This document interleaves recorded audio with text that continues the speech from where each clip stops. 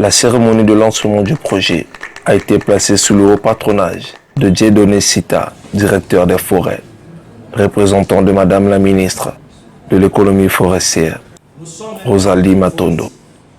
Aux organisateurs, notamment le Forum pour la gouvernance et les droits de l'homme,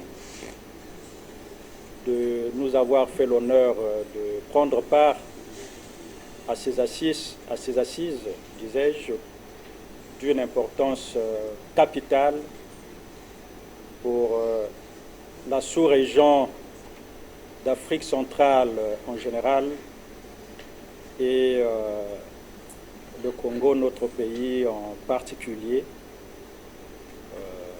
eu égard à l'importance de l'enjeu, sinon de la thématique, objet de cette rencontre pour laquelle, si j'ai bien suivi, les organisations de la société civile, aussi bien nationale qu'internationale, se mobilisent pour solliciter des financements nécessaires à la mise en œuvre.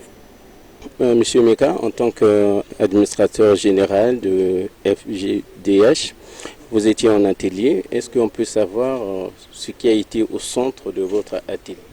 Depuis 2022, l'Union européenne a pris de nouvelles normes, de nouvelles lois qui disent qu'ils ne peuvent plus recevoir sur leur territoire les produits qui provoquent la déforestation de les forêts.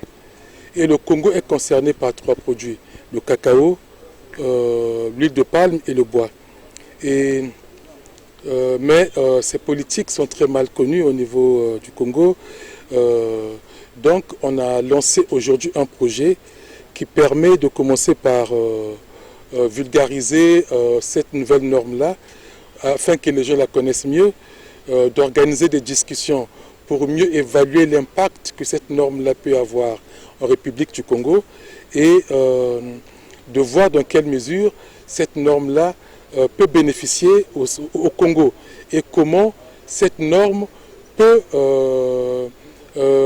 être en synergie avec les autres politiques que le Congo met en œuvre autour de la déforestation. Je parle là de la PV-FLECT qui permet au Congo de mieux contrôler la gestion du bois. Je parle de la politique nationale RED+, qui permet au Congo de mieux contrôler sa déforestation, mais d'autres politiques. Comment ces politiques-là interagissent avec cette nouvelle norme de l'Union européenne. Donc quel sera l'impact pour nous? Donc c'est donc ce projet qu'on a lancé aujourd'hui. Ce projet, il va durer 1 année. Après, on peut le renouveler. Il va durer 1 année. Et donc, il va tourner autour de la sensibilisation, autour donc de cette norme, les études pour mieux comprendre les impacts positifs et négatifs de ces normes pour le Congo, mais aussi l'interaction entre cette norme et les politiques congolaises. Voilà. Alors, on vous entend parler, qu'est-ce que ce projet pourrait concrètement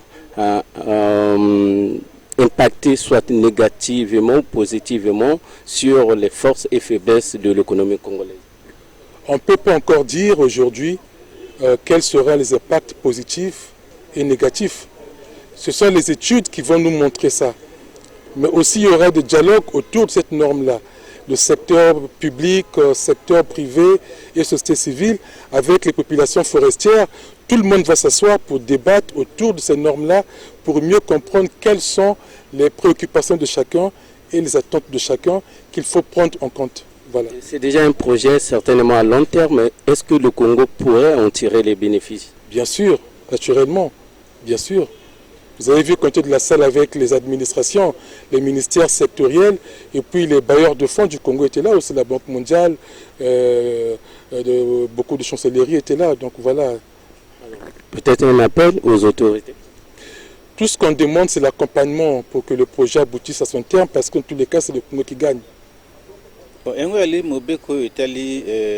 européenne a pendant l'Italie Kengela Zamba ko batela banzete pour l'Union européenne lingi misala o esala makana kati ya Zamba ou bien na besobe et ça a été banzete to Kengela yango Maintenant, awa biso en tant que société civile toi ko sala masolo na d'abord ko expliquer ko yebisa ba ne connexion nyonso ke awa ce que commune Mobeko wana.